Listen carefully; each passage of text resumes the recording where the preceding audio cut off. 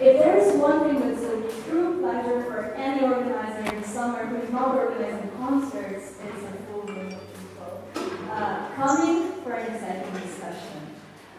Before we begin, I'd like to welcome you at the event and the discussion organized by the European Council of Slovenia and the Center for European Perspective, both working on the prospects of Chinese future, on the future of European space. Before we move into a very exciting discussion, I'll ask Professor Dr. Anton Riedler to deliver a short introductory speech to welcome you. All right. Well, thank you very much.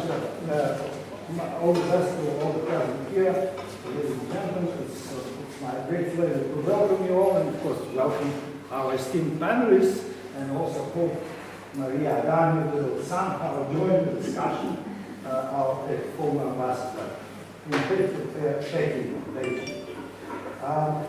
Now, the topic is, of course, timely, highly relevant, also for our country as a member of the European Union, given the fact that China has risen to the position of the second strongest world economic power and is rising further up, with the view of becoming, perhaps in 10 years or something, perhaps the first and the strongest economic power, surpassing the United States in GDP, not in GDP per capita, of course. And given the fact that we are witnessing the beginning of a trade war between the United States and both the European Union and China, so we are all affected, will be affected, one way or another, by this trade war. And also soon after the meeting in Bulgaria of the format 16+1, with the participation of the Chinese Prime Minister and Prime Ministers of other Eastern and Southeast European states, including our active Prime Minister, etc. So there is a number of events that point out to the importance of the topic we are going to discuss here, and I'm looking forward to an interesting intercourse, an interesting discussion on highly relevant topics related to the People's Republic of China. So, thank you very much for your attention, and looking forward to it. Thank you so much. We also have the representative, the director of the other organizer, the Center for European Perspective, who just recently joined an international consortium doing a research on the future of China and Chinese influence in the region of Western Balkans and broader. Dr. Justinek is with us to also welcome you all here tonight. Thank you very much, Sabina. Thank you all really for coming today. As mentioned, sometimes in July on a nice summer day, really hard to bring in people for a debate, but really what we see today here is really very promising, and it's very positive also for us working on the Bled Strategy 4. But anyway, as Sabina mentioned already, we have been now for something like half a year or something like that, working on this project, because you probably have heard about our center.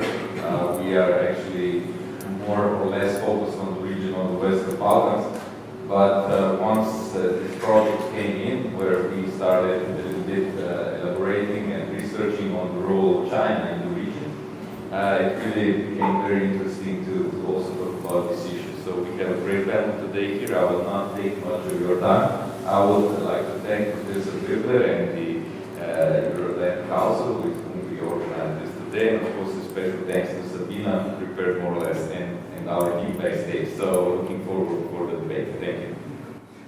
Thank you so much. Without further ado, I'd invite our speakers today to join me in the panel. So we have China on the menu. And to make it clear at the very beginning, especially for the people in the audience, we might use the word influence and impact quite a lot. By no means we mean it in a negative way, always. But we really want to hear different divergent opinions on the future of Chinese involvement, both towards the EU and in our region specifically.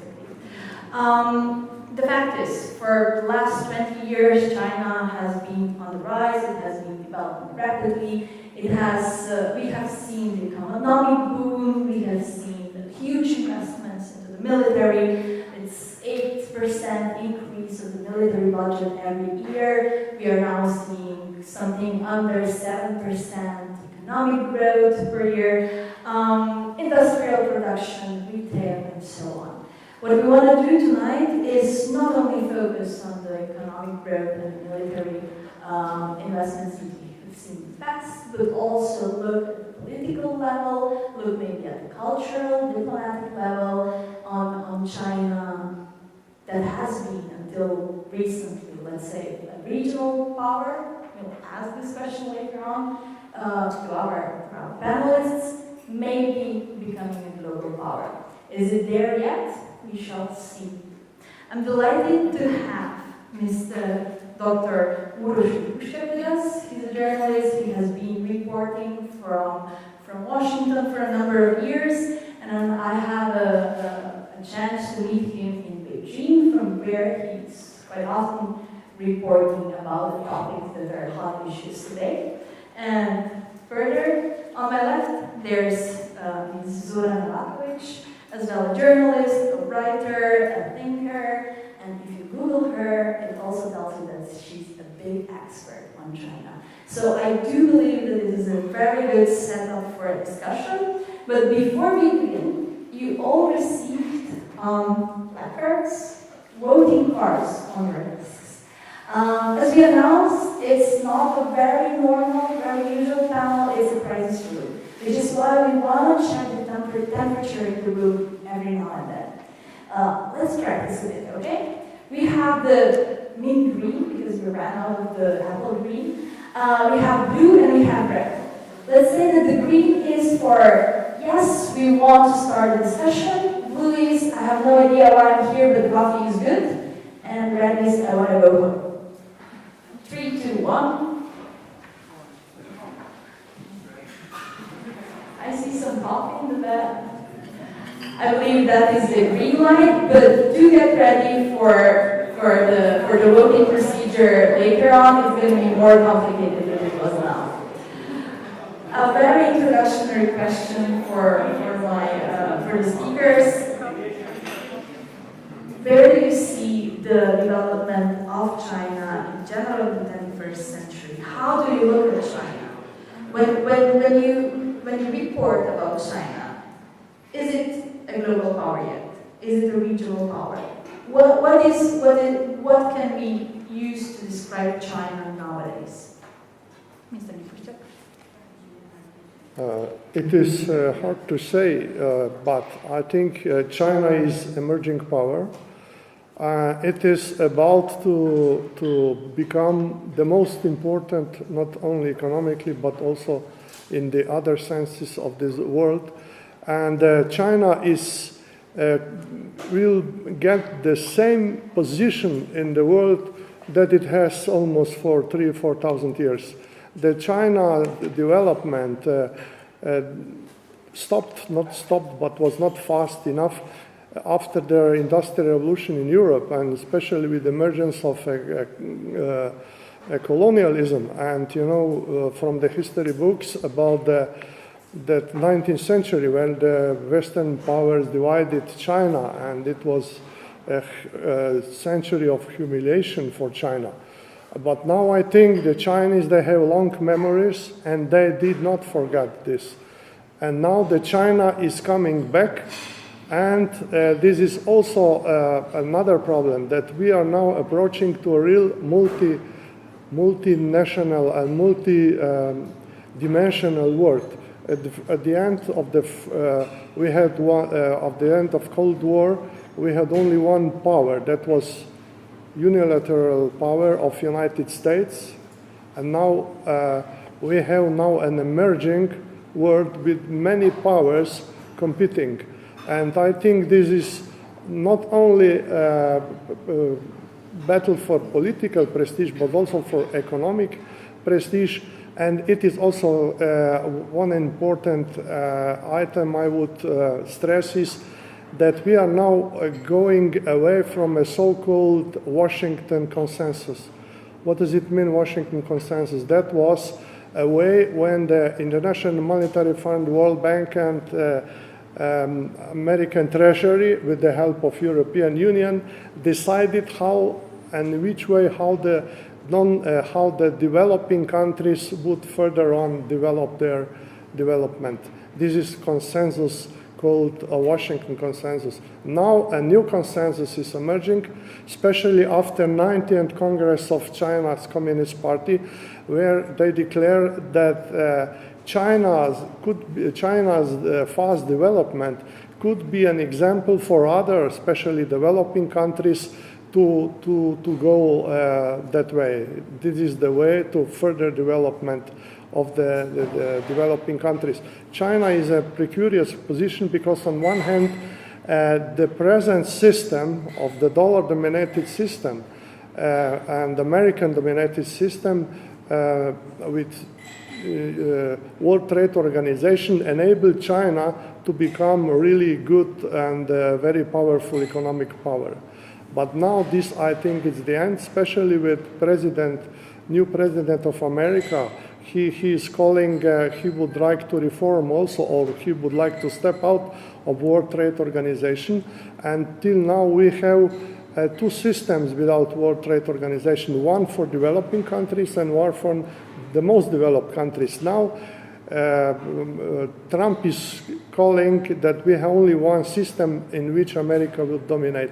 Now China came with another system, that means a system with which is different, and this is a Beijing consensus calling, where the emphasis is on the public enterprises. That means a government. That means the government will be directing the further process of China's economy. In the West, you have a free market approach, but in China, you have this state intervention in the economy.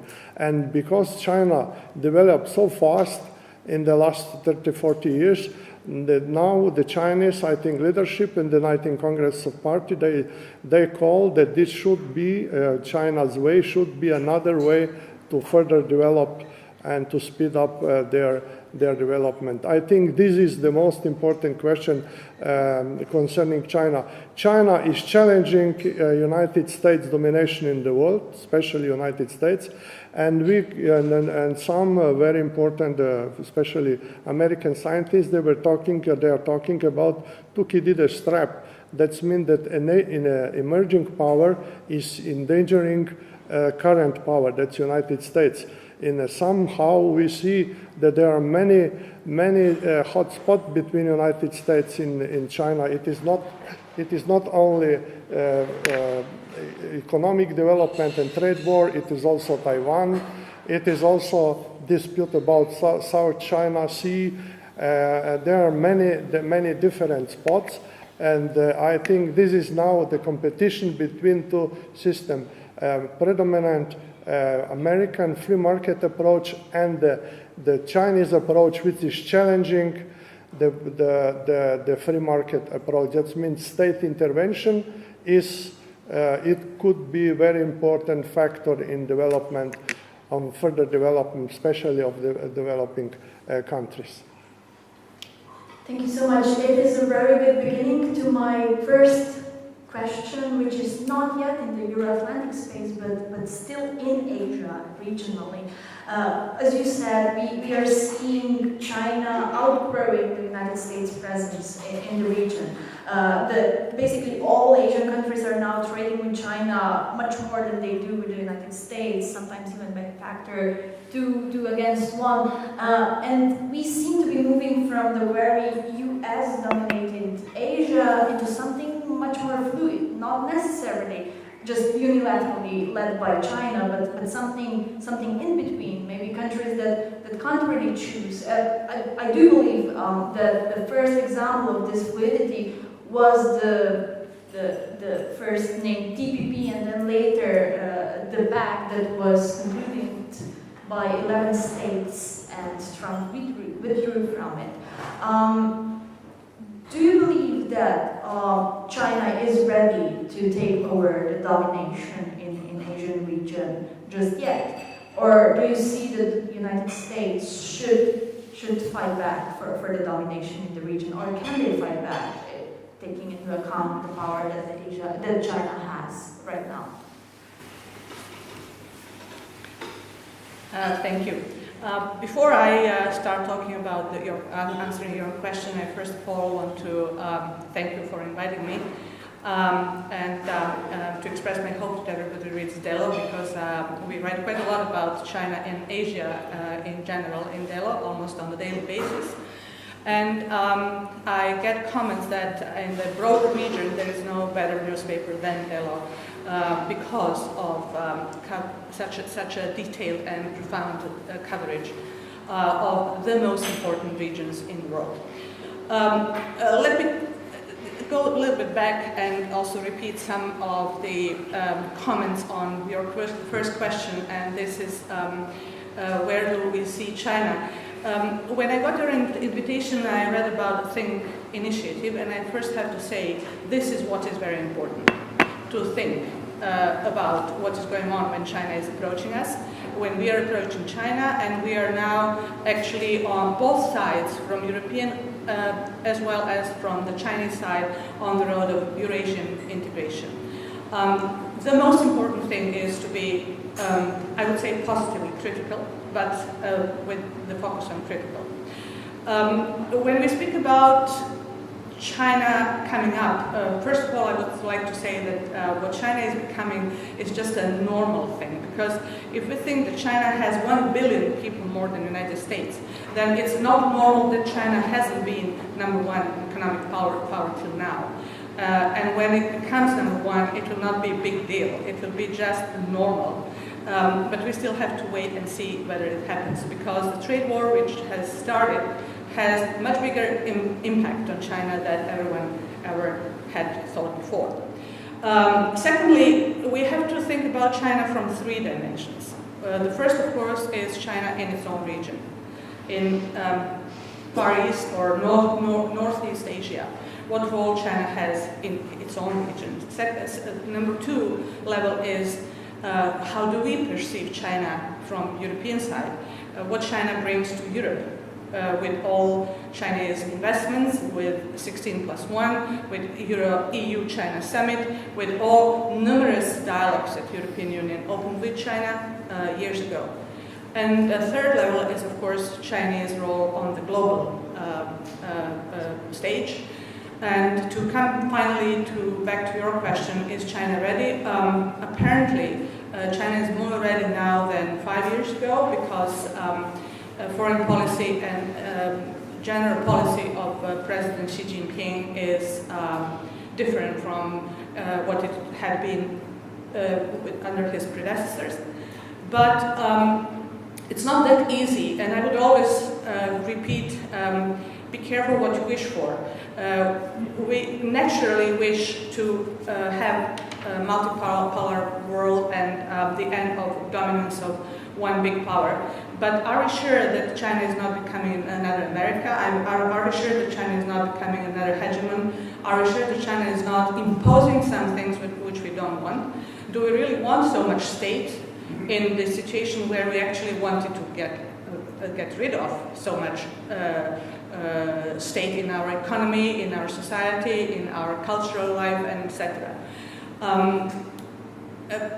China is, first of all, in its own region, behaving in a way that is not really very promising. China doesn't really want open dialogue about its own borders, that China is imposing historical right which is extremely dangerous.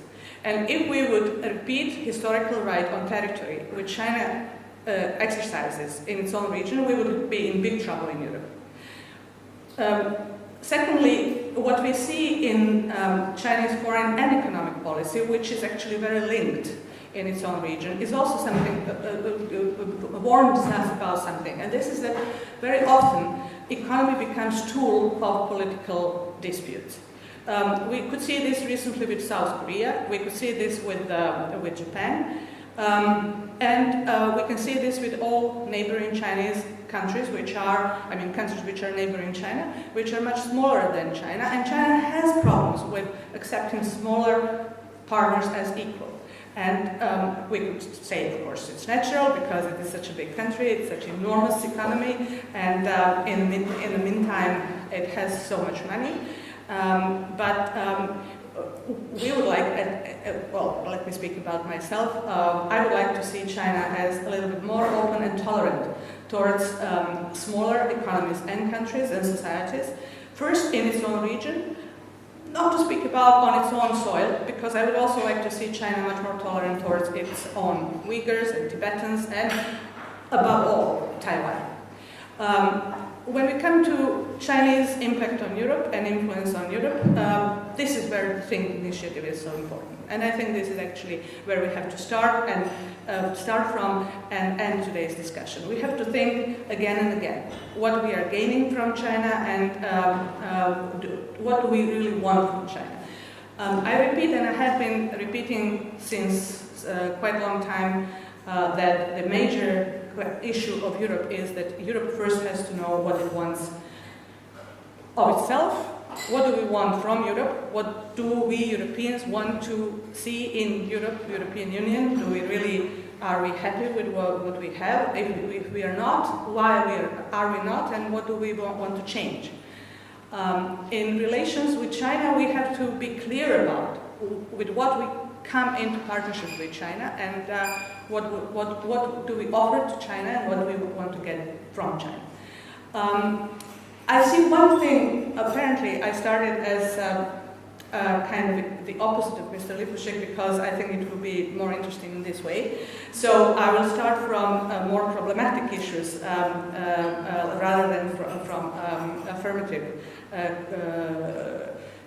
compliments, which of course I would never be shy of offering to China, which has been a great country and a fantastic civilization, and has been doing really great in many fields. But we have to avoid one very important thing, and this is illusion that by tightening cooperation with China, and this goes especially to those 5 countries outside the European Union, which are within format of 16+1, that by tightening cooperation with China, those countries, or even some countries within the European Union, will get more autonomy and independence from Brussels, Berlin, and of course Washington.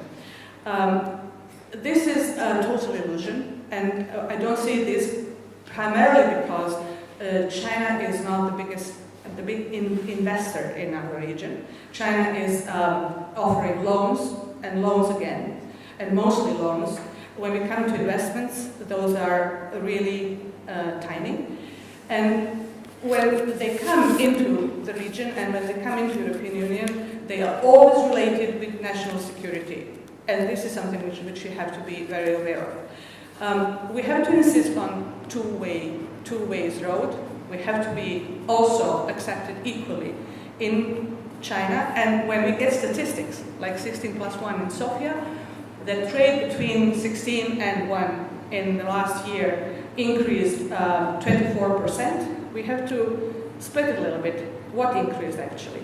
Chinese export to European to 16, or 16's export to China is only $15 billion of 70 billion, which is the sum volume of the trade.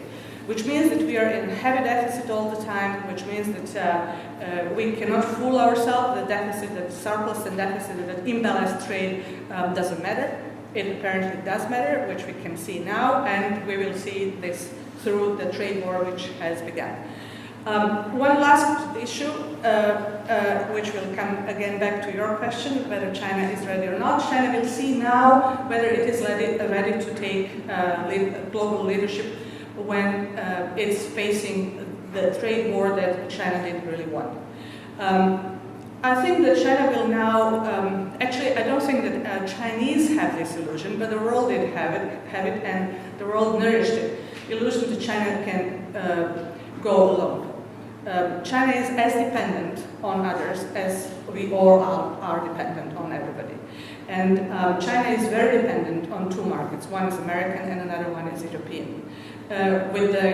We are all blaming Trump. I'm not a fan of Trump at all, but I don't want to jump into this kind of hype that whatever Trump does and says is wrong, because it's not always so. And especially, I also want to bring your attention to protectionism of European Union, which has started much earlier than Trump's towards China, with taxes, which European Union imposed to on Chinese goods much earlier than Trump.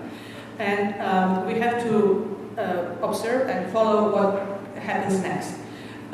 With two markets which are somehow closing for China in the moment, one European Union and another American, China will see itself, whether it is ready to be global leader or not, whether it's able to open new markets, to open new partnerships, to get other countries aboard and say, okay, let's go together and protect globalism and protect and fight against protectionism. To be able to do so, China has to offer something, and this is which I think is the weakest point of China. China doesn't offer quite a lot or enough to the world or to partners with whom China is dealing, and just go through European Union and look, what has China offered to Europeans with investments which have been all of a sudden huge in the last few years, 2 years actually, in return for what it gets from Europe. So I'm not saying that China doesn't want to offer, but I think that it's still a long process of maturing, and that China still has not been done. Not even Chinese political system has been done. I think that it is all in the process of searching and finding the final shape and profile. And this is the best thing that I can say about China, is that it is open for the future, which even Chinese president doesn't know how to describe. When he was asked recently how he sees 2050, he honestly said that he's not sure about that. He doesn't know. What he sees is direction, he sees the road, he doesn't know exactly how China will look like when it is supposed to be the biggest and the strongest world power.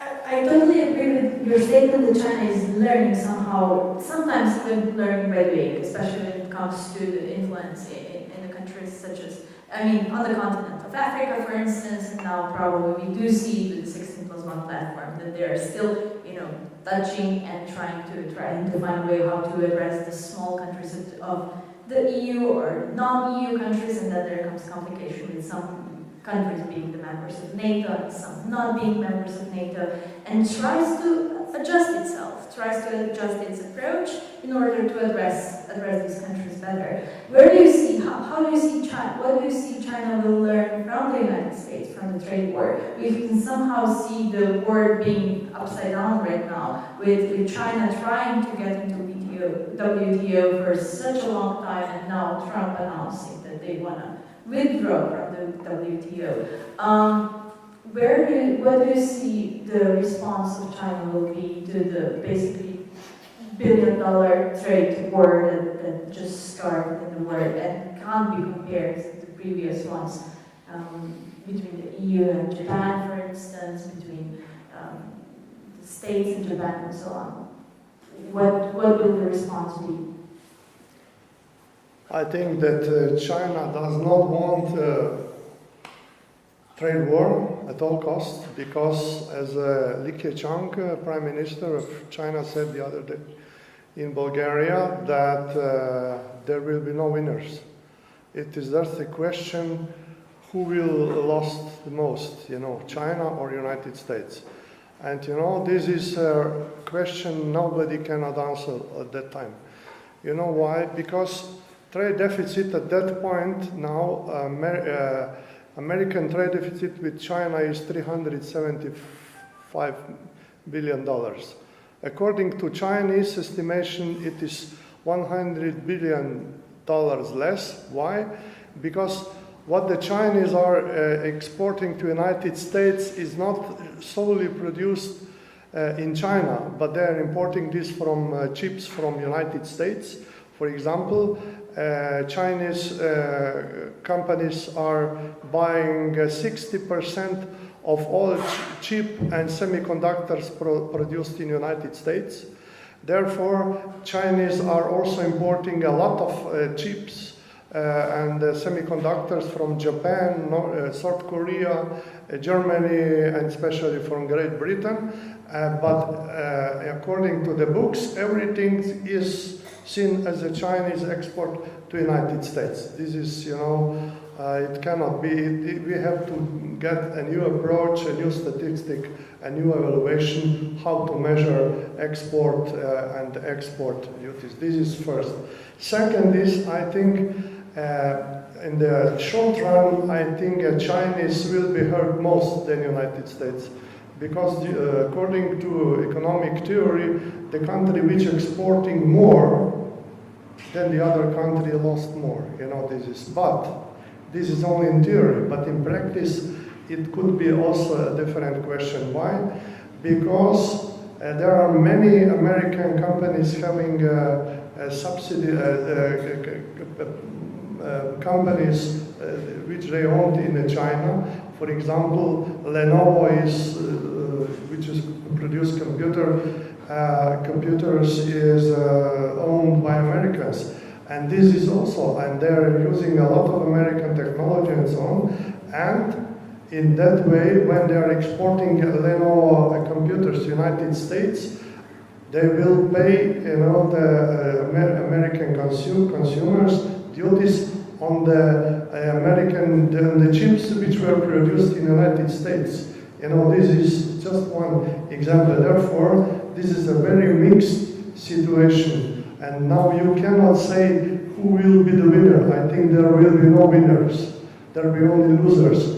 And now I think that in Beijing and also especially in Europe, everybody is counting on North Korea's approach by President Trump. Why? Because they were a very tense situation. 1 year they were almost in the war, and now they are becoming very good friends even. And I think that everybody, or the majority, also on the stock exchange, as you see, the last few days when that war started, the stock exchanges around the world, they didn't have a very bad days. Even in Shanghai, 2 days ago, they went even up because everybody, or not everybody, majority of brokers and analytics are thinking that Trump is only pressing China and that he will not go to the real front, to the real general war with China on the trade situation. I think now also Chinese, as you see, they're only answering on the American measures. What they are doing is very mild. They don't want to provoke the United States. I saw this morning a report that the Chinese government said to the press, don't attack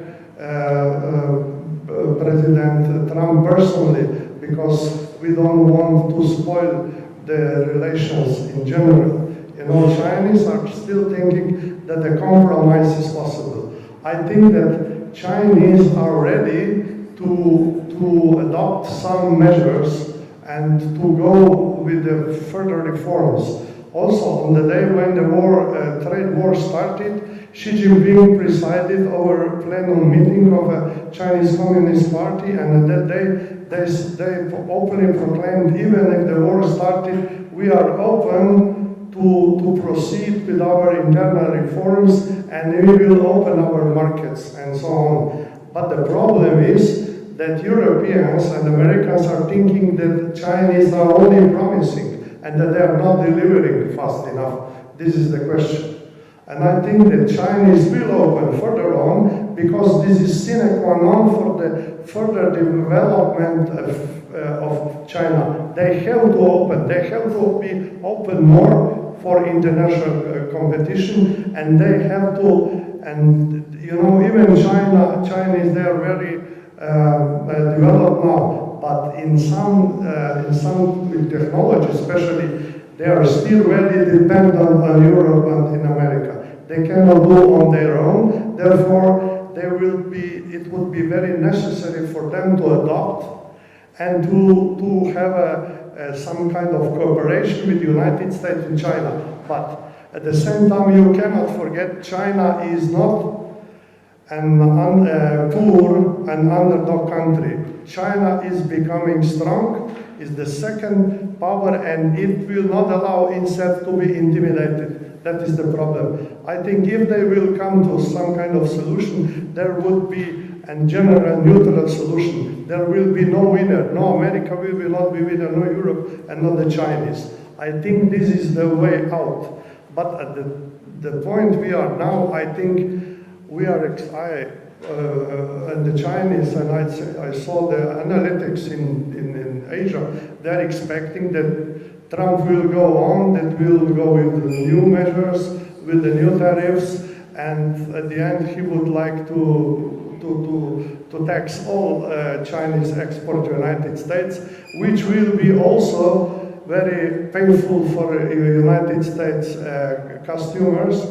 And we cannot forget one thing: the autumn elections, partial elections in the U.S. Congress are approaching, and the people which are the men and the people which were supporting the most the President Trump and Republicans will be hurt now the most by the Americans' measures, especially the soybean producers, then car exporters.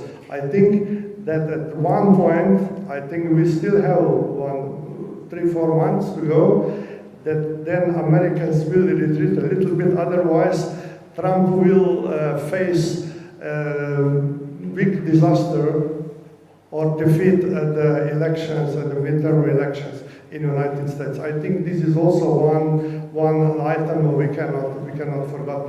That means, if I would conclude these remarks, I think that United States will go further on for 1 or 2 months, will be pressed even harder China, but then at one point I think they will come to some kind of agreement. Otherwise we will have not a new recession but a new depression. Thank you. So this is one potential scenario. Mrs. Baković, you somehow mentioned before that not every measure that Trump takes is wrong or stupid, depending on which media outlet you read. Would you dare to claim that the trade war that he somehow triggered was not a wrong move? Well, not exactly. What I meant by not everything that he does is wrong, first of all, I meant Korea. I think this is a really important step towards solution which Korean Peninsula deserves only. And there are a couple of other things, but not related to the issues we are discussing now. The problem with Trump is that he poses good questions. He doesn't have good answers. And the question of Chinese surplus and Chinese also approach towards intellectual property had to be put up and had to be brought up, maybe not in this way, but it had to be brought up. We actually have to think about, when we are thinking about East and West, and very usually we jump into this trap to say that West is declining and East is coming up. What is actually happening in the world is a real result of globalization, which means that the world is opening up, is making place for everyone. and we are more equal than ever. When I say we, then I don't mean each and every country, but each and every bloc, and in this sense, European Union is one of the players. What my concern is in all this, what is going to happen with trade war and as a consequence of trade war is what's going to happen with the European Union and to European Union. And China has already offered partnership and even kind of a coalition to European Union to go against Trump and protectionism of the United States. I don't think that Europeans are going to accept it, and we will see this this week in Beijing. I don't think that Europeans will accept it, and I think they have a good argument why they will not accept it. European Union is actually the biggest economic power in the world, and this is what we keep forgetting. And the only thing is that European Union has to get consolidated further and has to finally have some common and joint policies, including some policies towards China and, of course, towards the United States as well. I agree with Uroš that there will be no winners, no war ever brings winners. There are always losers, and probably trade war is not the best way to press China to do what we all want to do. But we will see actually what is going to happen with, first of all, and again I would go back to the Chinese region itself and see what happened with Japan, see what happens with other countries around China, and also what happens with, let's say, BRICS, which we haven't heard of recently. What's going on? How will Russia benefit or suffer from it? Maybe Russia will benefit from it. Probably, I would say yes. What will then happen? What kind of balance will China try to make with Russia in a couple of multilateral organizations they are both members of, including SCO, Shanghai Cooperation Organization, including BRICS, including, if you want, even United Nations State Security Council. Uroš mentioned Chinese reforms, and China will now promise more than ever further reforms and more opening, etc. What we have still to see is Chinese renminbi yuan as a convertible currency, and we are so far from it. So what are we talking about actually? We are talking about China taking over, Washington consensus making place, withdrawing, and we have new Beijing consensus. New currencies coming, de-dollarization era has maybe begun, I'm not sure about that, but definitely we have not only the US dollar, we have euro, which is strong currency, and only actually at the beginning of its long journey. And we still have China with its currency decided by the Politburo of the Communist Party. And this is a big question to me. Do we really want a world like this? Do we also want Belt and Road, which actually is one of the subjects that we are supposed to discuss here? Do we want Belt and Road, which will be based on Chinese loans, which are now then repaid by raw materials, energy, etc.? Do we want that kind of alternative for World Bank and International Monetary Fund? These are the questions that we have to put and to find real answers to. It's easy to say World Bank is bad, IMF is bad, and all this is not really going into right direction, but we also have to really profoundly analyze the alternative which China is offering, and also maybe since China is open for all kinds of discussions, all kinds of dialogues, China is reluctant to change its position in all those dialogues, but still has its ears open. We can maybe suggest to China, again when I say we, I'm thinking about Europeans as a whole, and I hope that the next summit will be very active from the European side, taking advantage of the trade war as something which has only made the structure very loose. We don't know how it is going to end. We even don't know how it is going to proceed from this point on. But this is now a new chance to put some questions with much more force and with much more kind of expectations to get real answers. As you mentioned, we should really start talking about the Belt and Road Initiative as well. I would like to hear from you, in your opinion, do we as European Union know what we want? And as you suggested, we clearly don't, or at least we are not vocal enough about what we want. But in your talks with the politicians, with the representative of businesses, etc., what would you suggest should the common European laws be? A couple of years ago, it at least seemed at some point that we wanted China to obey human rights, that we wanted China to obey the international rules that were set. In the past couple of years, we don't really see the EU stepping up and saying to China, it's clear that the international decision on the South China Sea has to be respected.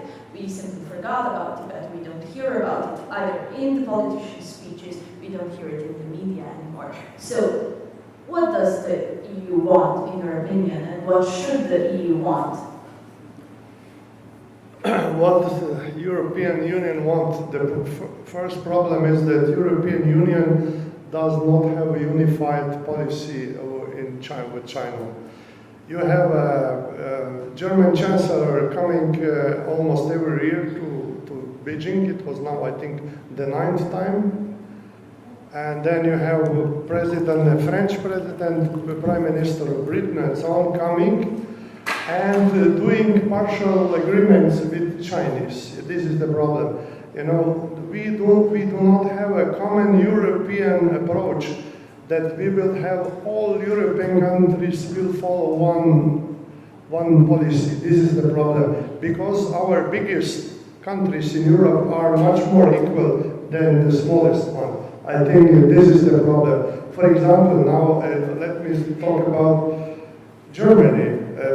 Chancellor Merkel was the last time now in Beijing, and she was asking Chinese government if German companies, auto companies, can participate in development of Chinese semi-electrical cars and intelligent cars, because this is the only way for German auto industry, which is the backbone of German economy to survive. This is the problem. That means Germans are pursuing only their own aims. French are the same. British, don't speak about British. British would like to substitute European Union with China to increase cooperation with China for substitution for European Union. That means this is the biggest problem. And you know, it was also a scandal there, because when the small countries, the prime ministers of some small European countries coming to Beijing, the European bureaucracy is saying, no, you don't have right, you have to follow, you can go to Beijing only through Brussels. But the biggest one can, you know, this is the problem. Why, you know, China is the biggest European market, and, you know, we are so dependent that we have to cooperate. And I think the problem is also that Europeans are all the time claiming and saying that Chinese market is not open enough, that European market is much more open than the Chinese one. Yes, this is true at some extent.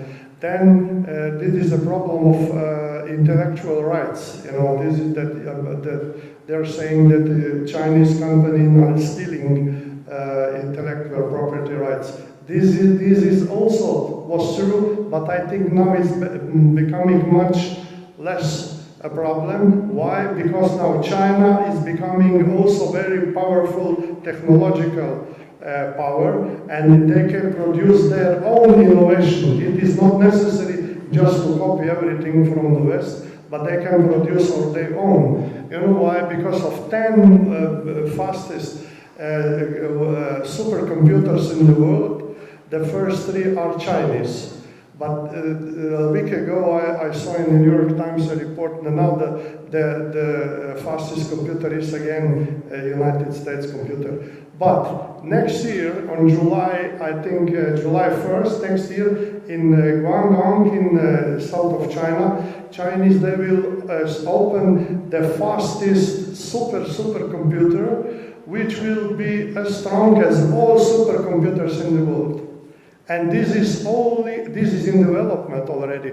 In Europe does not have that kind of even ambition, but United States are contemplating how to develop that kind of supercomputer and how to finance it.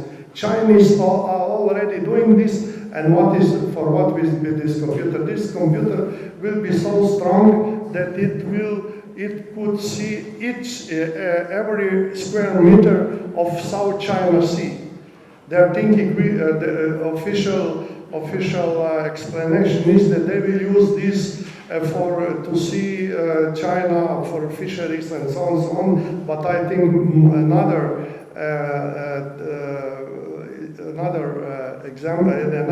proof is that it could be used for military purposes too. When this computer will be operating, no Japanese, no American submarine cannot flow up in the South China Sea.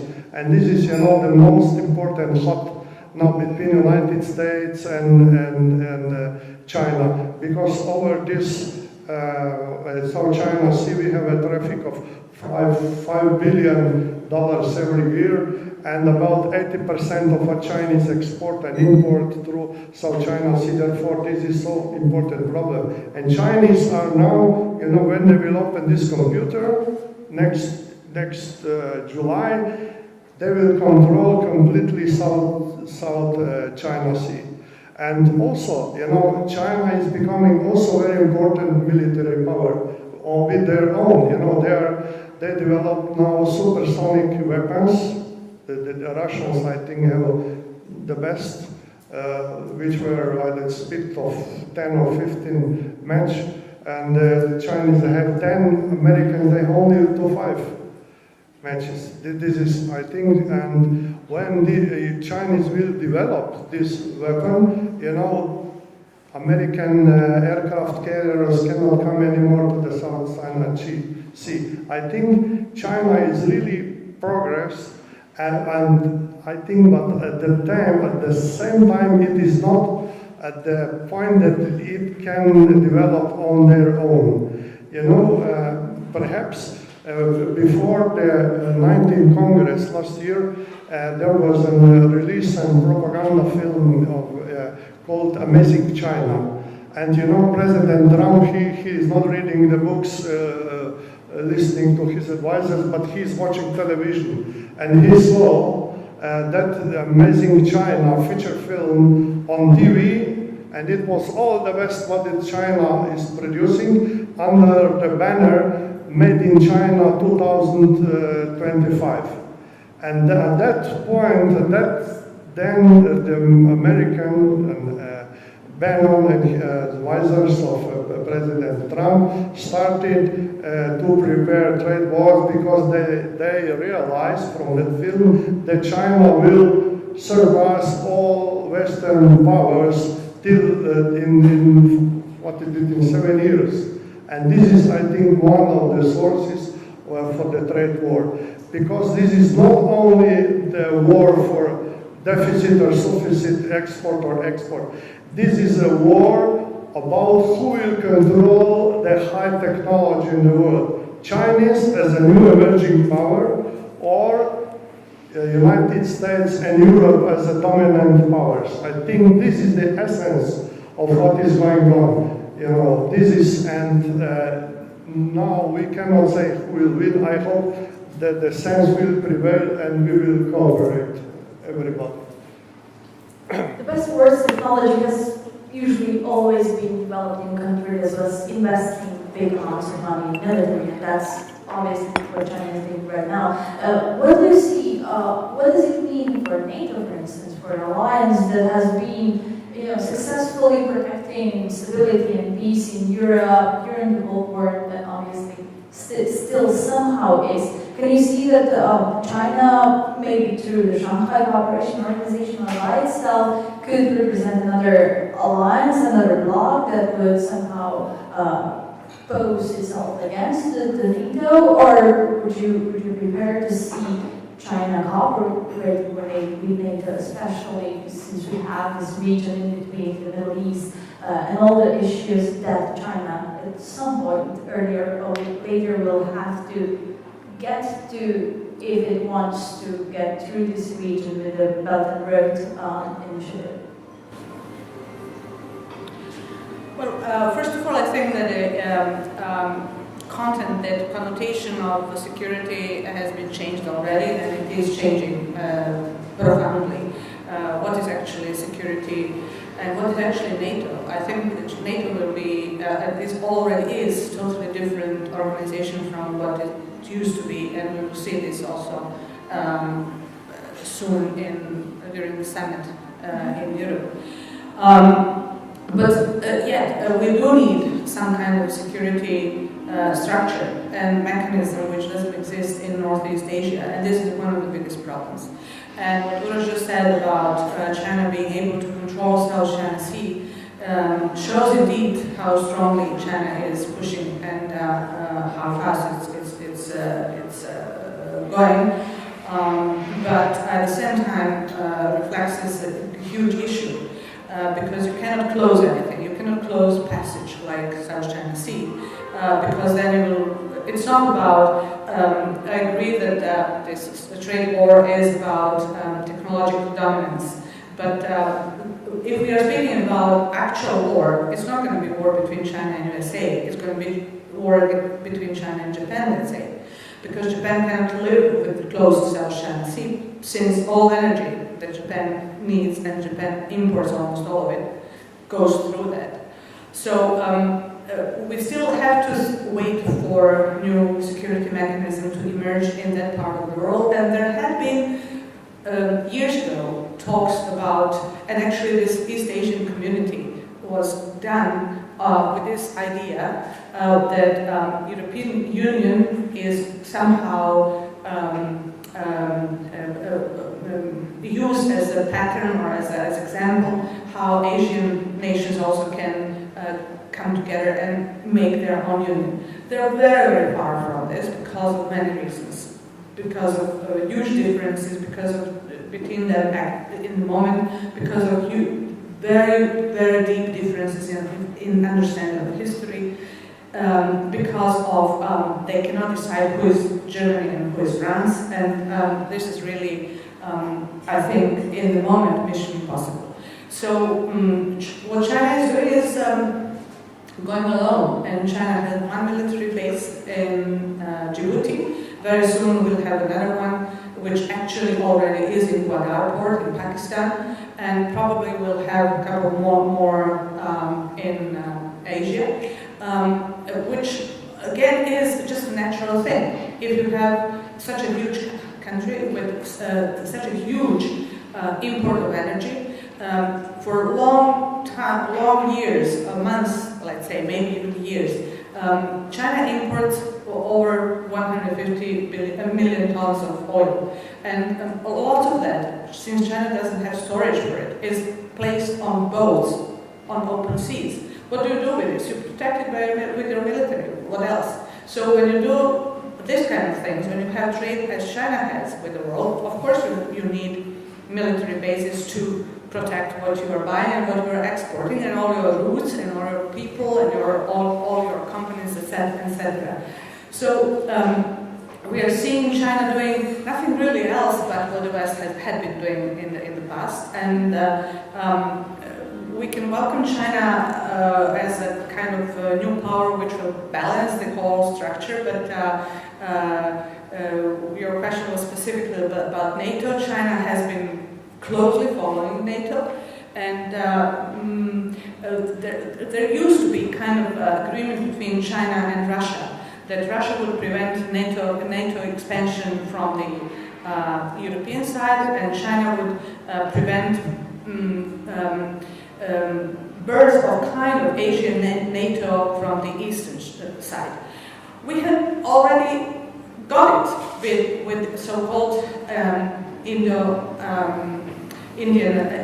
Pacific, in the Pacific region. We got already quadrilateral, what do we call it, some kind of alliance of four powers: United States, Australia, Japan, and India. And this is what bothers China. And China actually answers all these challenges for the timing alone. Yes, there is kind of partnership with Russia, but when it comes to the South China Sea, when it comes to Australia, India, and Japan, Russia doesn't really stand behind China in security issues. So it's a very open and very interesting issue. We will still see how it develops, and we will be very lucky if everything in South China Sea goes without a real war. We're not speaking now about trade war. My main worry is that China will now speed up unification with Taiwan. And there is lots of pressure on the island, and this will pose the main challenge to the European Union as well. What stand does the European Union take in that case? Do we say, why do we care, or do we really insist that this cannot happen? Then we come to the question of human rights, and actually the human rights issue is the crucial one.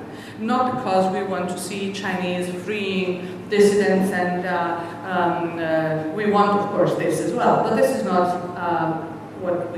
how we can influence China. What we want to see is that human rights is in the basis of Chinese behavior in every respect, including workers' rights, which means also a different way of shaping Chinese prices when they come with their products to our market. Also, different treatment of our workers when they come to invest in our countries.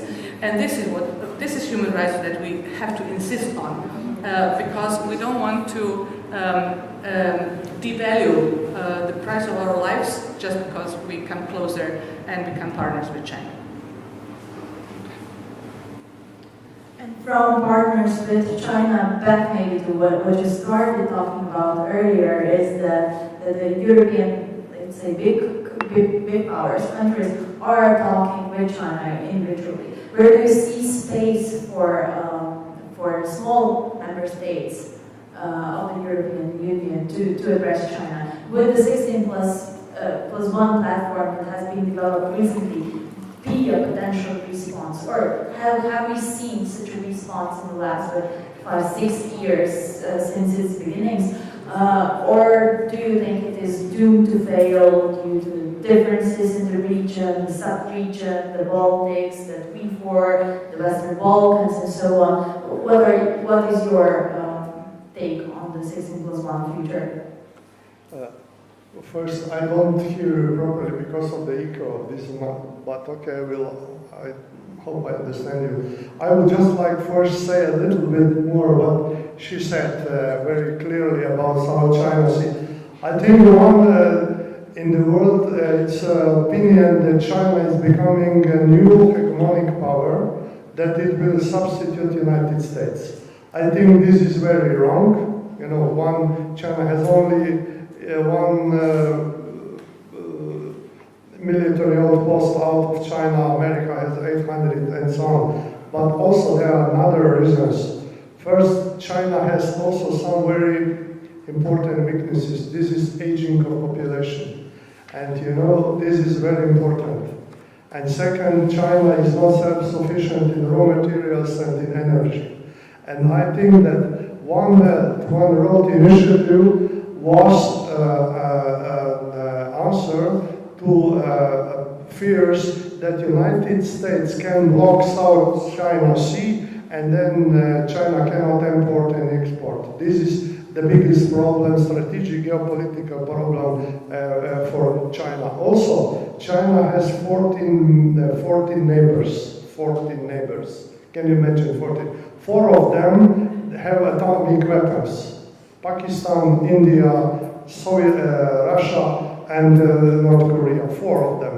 It is one of the most unstable regions. Therefore, when we had the Pax Americana, American century, America was, isolated by 2 oceans. They have only 2 neighbors, which are not very aggressive, Canada and Mexico. They cannot attack the United States, but China is a completely different situation. They have India on the west. India is emerging power, and India will have much younger population than China. This is also one very important factor. Then Pakistan is very unstable regime, it could be coup d'etat or Islamic extreme parties coming to power and having atomic weapons. This is very, very dangerous situation. You have now long-term cooperation between China and Russia, but this is more managed on convenience and necessity, because China and Russia, Soviet Union, they have many problems in the past, and now the American politicians are pressing or are architect of the new China and Russia called long-term cooperation. I think that the aim of China is to be the respected world power, to be the leading power in Asia, and this is a problem also with India and with Japan. These are 2 countries. And third, it would like that the United States would go with leave Asia. They would not anymore to be dominant power in Asia. I think these are very important problems and aims for China.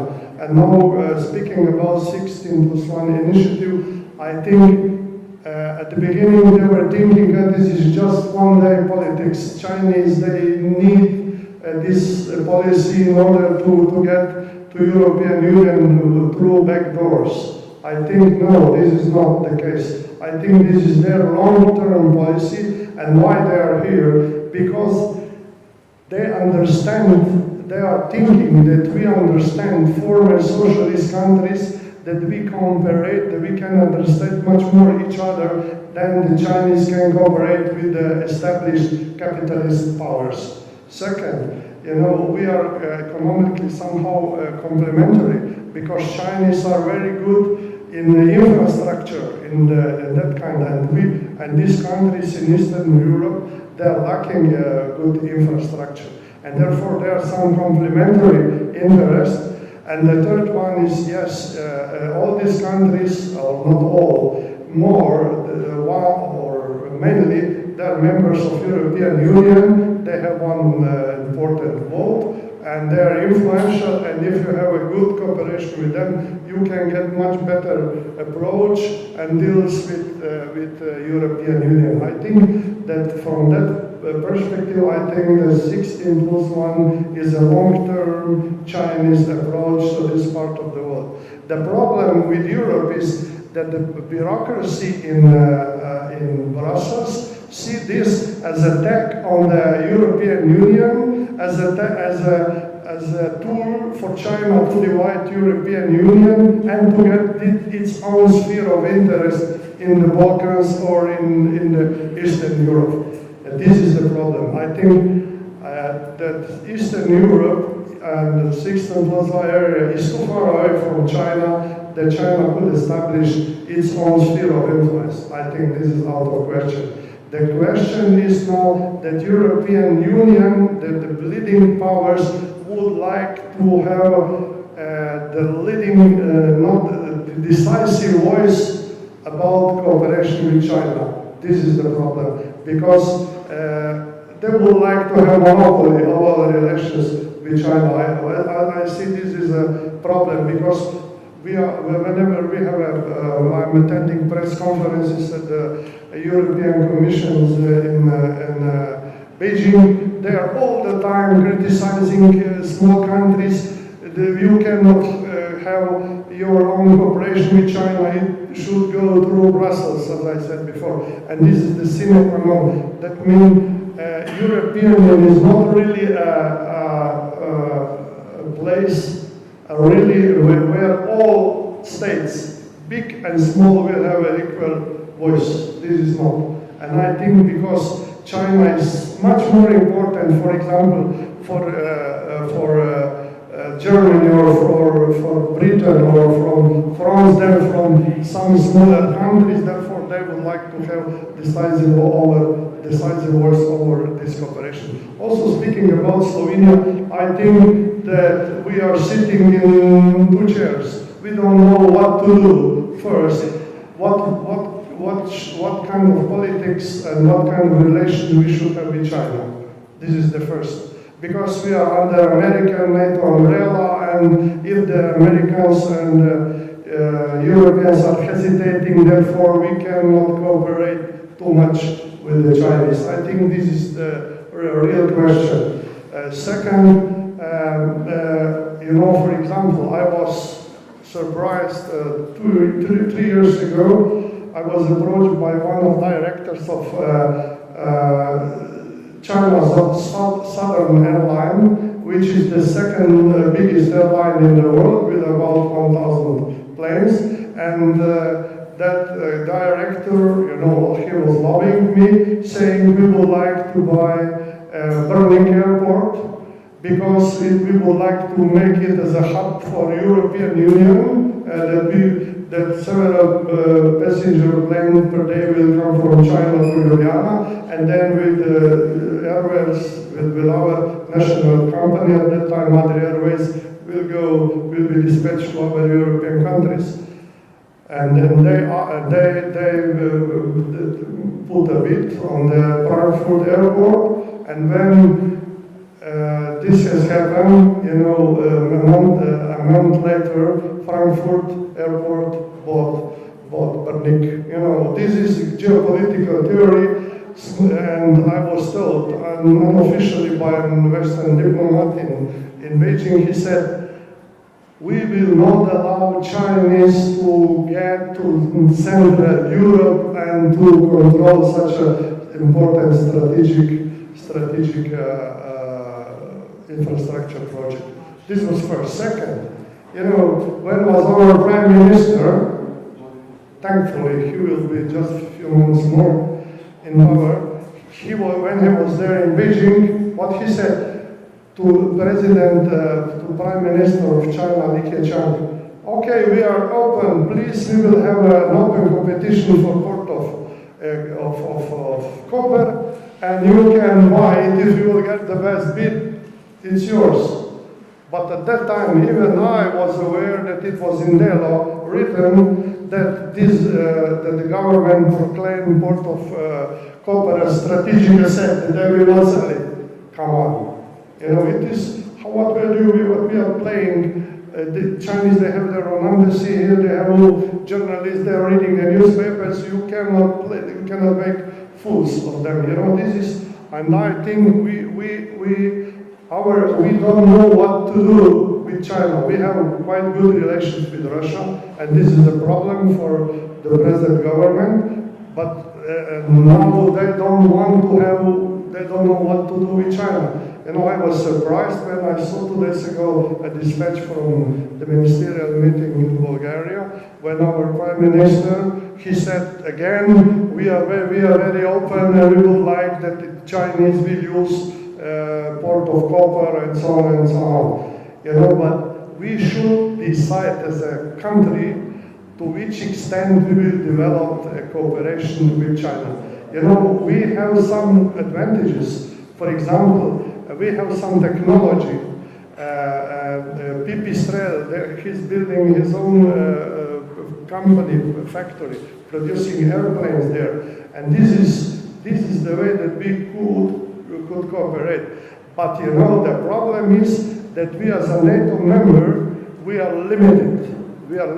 We cannot export, I don't know which kind of, even if we have some technologies to China, because it could be against NATO, assessment. And China is still, you know, how many years has passed since Tiananmen events, but Europe is still not exporting weapons to China for that reason. A very important point that you were making on the Slovenian approach towards China, but before we move deeper into that, I'd still like to hear your opinion about 16+1 platform. Central and Eastern European countries have been named different, various names. It's a gate to Europe, it's the back doors to Europe, the Trojan horse through which China is getting to the West. It has been claimed that the EU doesn't want 16+1 platform to succeed, and that we have heard that the 16+1 platform is not delivering the results. Would you be optimistic about it? It's somehow in the beginning, the other panelist was, or would you be more critical towards it? First, I want to ask, did you plan some questions also? Yes, absolutely. Because I see Moving straight into them in the audience. I can speak from the position of a Belgradian, because I'm from Belgrade, and I've been observing closely what China brings with. It's not necessarily 16+1, but China comes with money to Serbia. And honestly saying, I would much more prefer to see stronger influence of the European Union on Serbia than of China. And I have good reasons for this. First of all, I saw what happened in Croatia during the process of entering the European Union, and after it became the member. Of course, you have setbacks, you have some negative developments afterwards, but when you speak about standards, and those standards are very clear what we are speaking about, like judiciary, making business without corruption, and transparent international bidding. This is something which we really have to follow European standards. And I'm not saying that China is hopeless, and I think China can change, but we have to ask her to change, and this is what has been done in Serbia. It's not really good. This is mostly loans all the time, with a precondition of no bidding, which means Chinese state corporation comes, and this is it. And they tell you who is going to make what, and you only can sign. And these loans have to be repaid. The bridge which China built in Belgrade has to be reconstructed 3 years after it was built, which means this is not even second grade, it's third grade technology. And I don't really know why Serbia would need that. I followed the opening of the electrical power in Serbia, Kostolac, where the final check, which, first of all, the full number of labor was brought from China to the country, which at that moment had unemployment all over 20%. All engineers came from China, and the only engineer who was still employed at that electrical power was actually Slovenian. He lives in Serbia, but he is Slovene, and very honest and very professional. He didn't want to sign the final inspection, which Chinese bosses did in a way that actually are the illustration of the problem we have with China coming up like this, with huge bunches of money being thrown to relevant officials who got the money into their pocket, because in Serbia you can do it, and people are very glad to do that.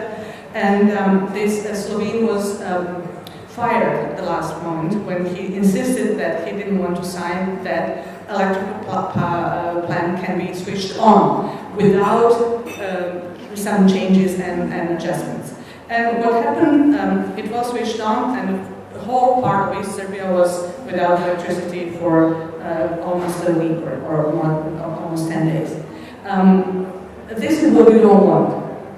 I'm not saying that the European countries have to blindly follow Brussels, but then we have to think about why we are in the European Union, and nobody forced us, and nobody forces us to stay in the European Union.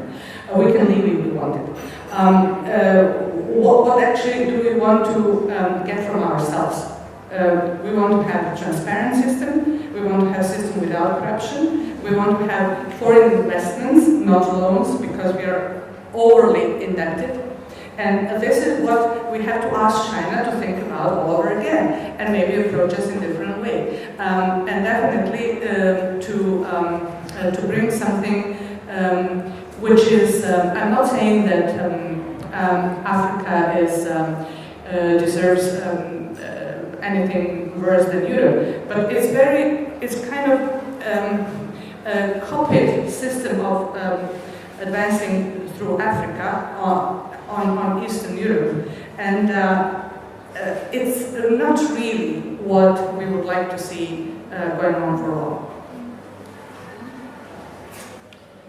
And it definitely is time for the questions from the audience, but before we do that, I would still like to check the temperature in the room. Now we have three colors. We have red for the skeptics who think that China is an actor who endangers cohesion in the North Atlantic and Europe, in the Euro-Atlantic space and existing power relations, plus it could lead to weaker and more fragmented Europe. Then we have blue color for the ones in between. China is the regional actor who is at the beginning of an active participation in the international community, but is not yet ready to address the global issues such as terrorism, migration, armed conflicts in the Middle East, and so on.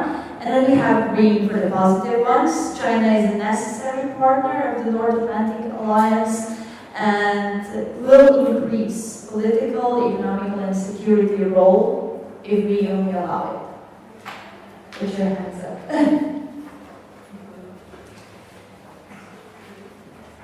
We have quite some blue colors, green color, some skeptics as well, some red color. Interesting to see. I'd be really happy if some of you would like to explain, plus obviously ask a question to our panelists. Do you have some questions? What are the Chinese interests related to the European Union? So far we have been discussing mainly what we think, what the West thinks, what the European Union thinks of China. But we don't have the other side. We need to look at the other side of the coin in order to understand better the interrelationship between us and China. What China thinks about Europe and European Union. First of all, when Chinese decide whether they will go to NATO states or to Europe, they always choose America. And this is because they don't feel quite welcome. I mean, they don't feel equal in Europe. They always feel that European national states or nation states are nationalistic and racist and chauvinistic against Chinese. They don't feel well in Europe very often. And many of my friends who were really boldly advocating democratization of China, after having spent some years in Europe, became really big nationalists, Chinese nationalists. They came back with all this idea that China has to be a nation state, and which is difficult for China, because what kind of nation state can China be when it's actually a civilization state? So it's a really interesting question. But this is when we speak about Europe. When we speak about European Union, Chinese indeed is impressed with the one fact that the European Union resolved, and this is peace between countries which used to make war so often in history. And this is what China kind of is afraid of, that all this motives and nationalistic reasons for making war has moved from Europe to Asia, and that Asia doesn't have answer to resolve it yet. So there, I don't know if I'm clear about it. And when we speak about Europe, China has one opinion. When we speak about European Union, it's another thing. Also, what Uroš mentioned at the beginning of our panel, China doesn't forget all those years of humiliation, which is kind of pity, because the first contact when China opened up towards the West was the Opium War, when Western powers, led by Great Britain, came to fight China and actually forcefully open China's market. I don't know any country in the world which has been, any nation in the world which has been humiliated in history. We all have been someone's colony or sometimes occupied. So I wouldn't say this is a big deal, but Chinese Communist Party in this moment is making a big deal out of it. And very often, some of my British friends in China didn't feel well, because when it was a really minor dispute, like a traffic accident, and the Brit was the driver, crowds of Chinese would come and say, now we will pay for what you did in 19th century, 20th century, and this kind of arguments, which you would find really crazy. But yes, you can hear this on the Chinese streets, which means something and maybe means nothing, I don't know. But definitely they're very sensitive to whatever Europe says, writes, thinks about China, and what above all, I must stress, Chinese know much more about Europe than Europeans know about China, and this is actually what has to be our problem.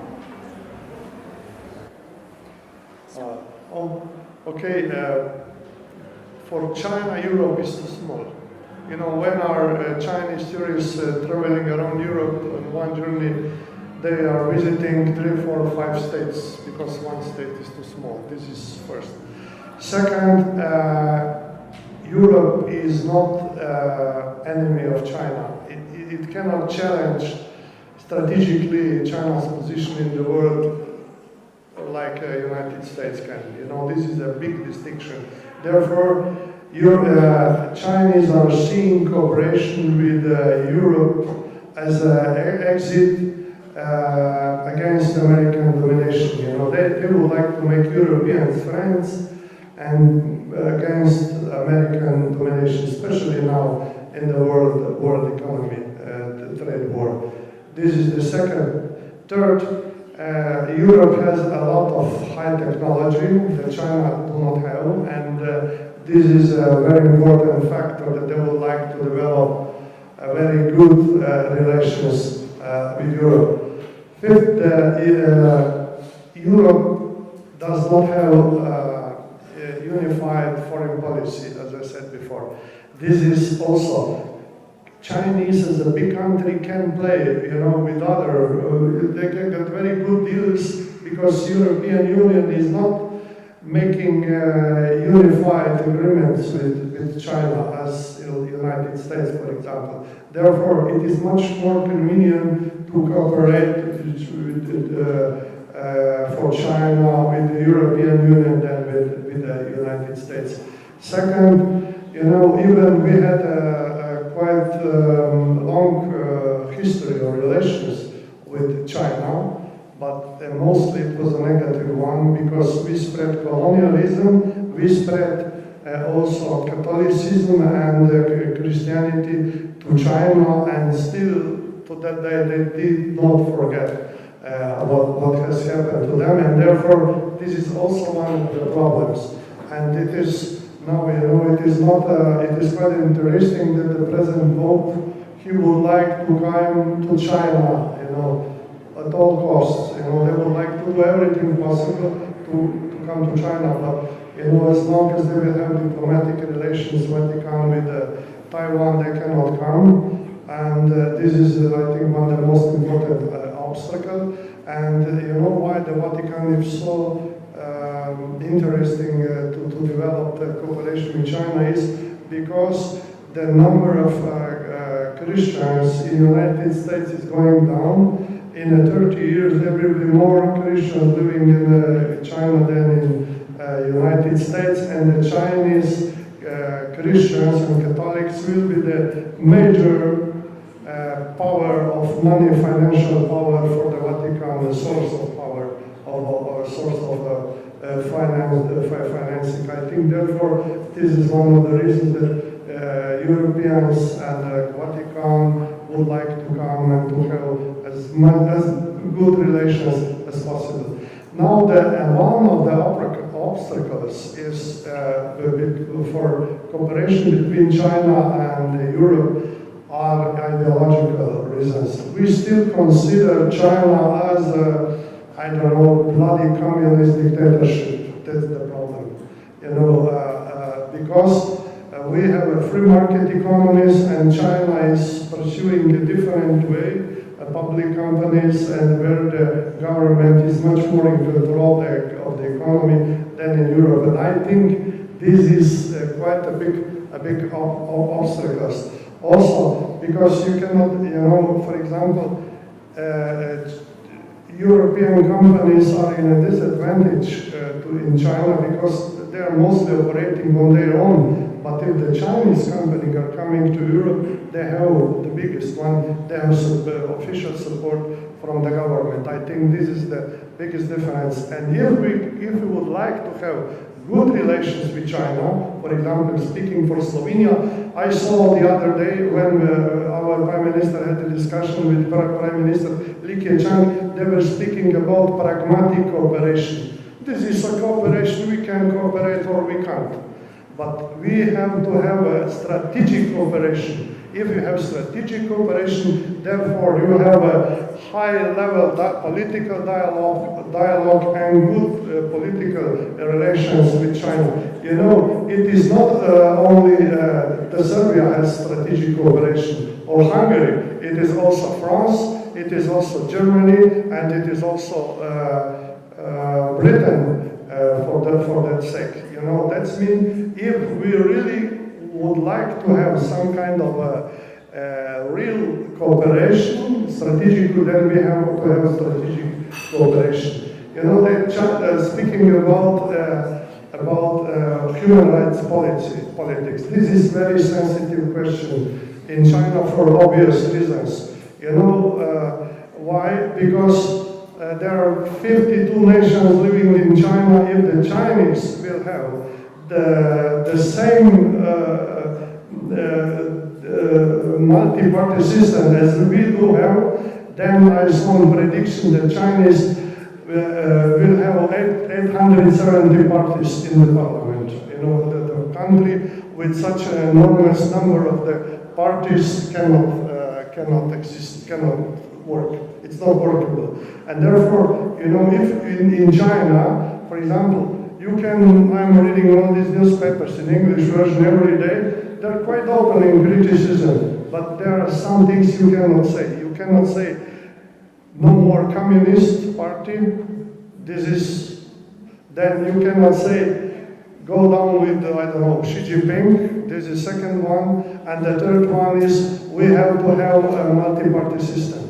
If the Chinese will introduction of the multi-party system, I think that's the end of China.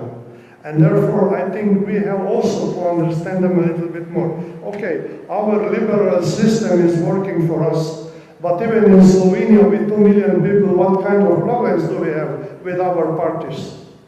Can you imagine what should be done, what should happen in China? Then about, you know, when there were these regular sessions of the People's Party Congress every March in China, you know, they are really just it is just a proof, you know, they discussed some things and there were, let me say, in the last year, the last session, I think there were 32 delegates against. Last year there were 12, which means a little bit more than the last year votes against. That's means it was not anonymous decision. And you know, but I have to tell you that they have some kind of, they don't want to introduce Western liberal party system with party democracies and with the more parties in the parliament. Officially, they have multi-party system. They have Communist Party plus I think 6 or 7 parties, like parties which are in the same position as was Socialistična zveza delovnega ljudstva in our political system. They have quite almost the same approach. But you know, they have also delegate system. On the basic, they vote. Everybody can become delegate on the first stage, but then they have delegate system. And then from one post to another, then you have a delegate system, and at the end it was Communist Party who is choosing the leading candidates. And you know, this is the sine qua non is that China will not follow Western liberal system. They will introduce their own system, political one and economic one. And I think this is the most important source of dispute between Western world and China. Chinese are pursuing their own tradition, which has a base in their 2,000, 3,000, 4,000 years of civilization, and they don't want Americans with 200 and something, 100 history of independent states to rule them. I think this is a question of perceptions of civilizations. You know, we don't understand them, and they don't understand us. This is the basic problem. You know, I have many friends there, but at the end we have different approach to history, different historical experiences, and so on, and we are living in different parts of the world, and therefore we don't understand each other very well. And I think now with the globalization is coming time, and when we are starting to learn more and more Chinese, that we will also get a better approach and better understanding of Chinese society. Absolutely, misunderstanding and maybe more knowledge about it, more discussions like this. This is also one of the reasons why we organized this tonight's discussion. And there's just one more question that I have, and it is connected somehow with something that we already discussed, that Slovenia maybe lacks foreign policy towards such a big power as China is. This is why I'd like to ask Ambassador Ananya, who was in Beijing, was sent to Beijing in 2009, meaning it was just after we presided the European Council, but then during your mandate it was also the change in presidency, the change in the leadership of the Communist Party. Xi Jinping started his mandate after Tao.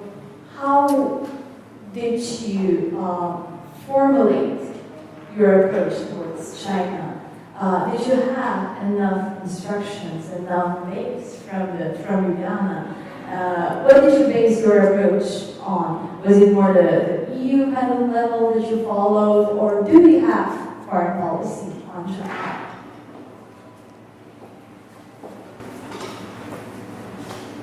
Thank you very much for the question.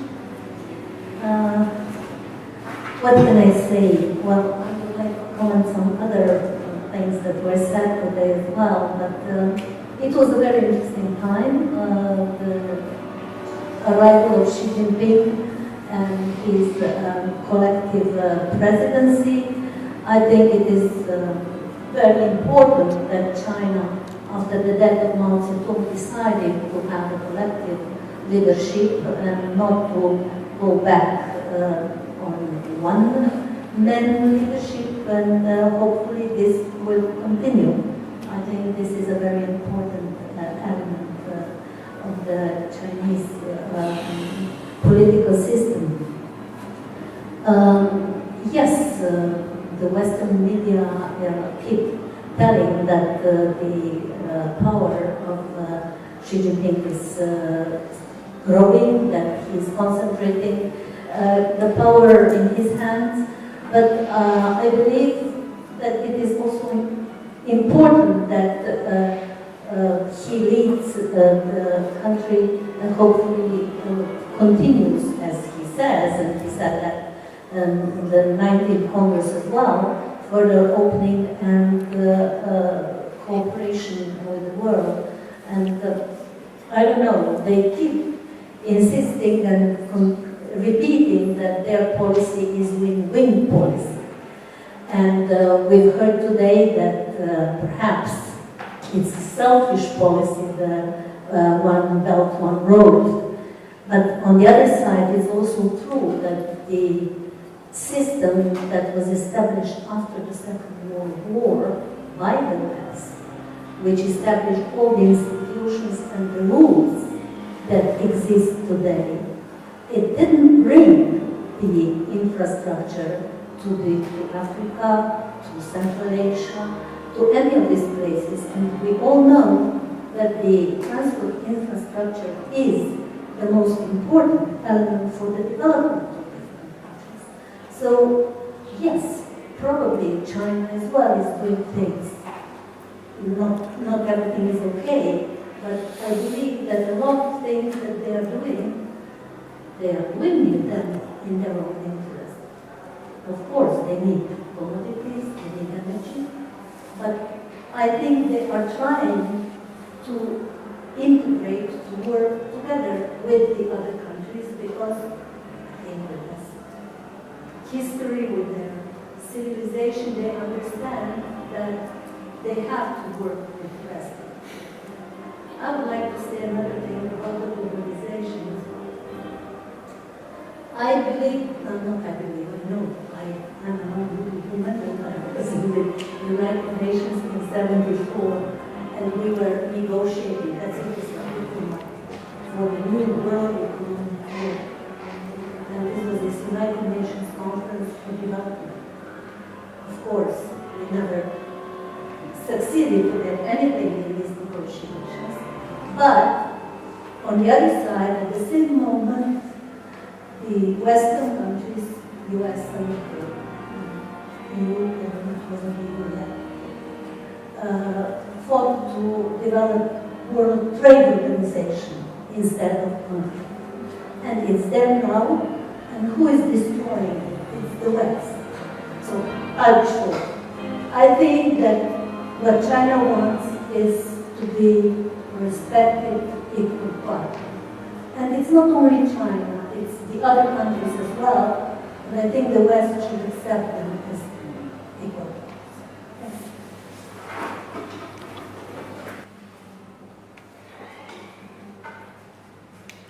Thank you, Ambassador. I do believe that all of you have more questions, although you were slightly shy when I asked you for them, which is why I suggest that you ask them after we finish the discussion or some more coffee and croissants.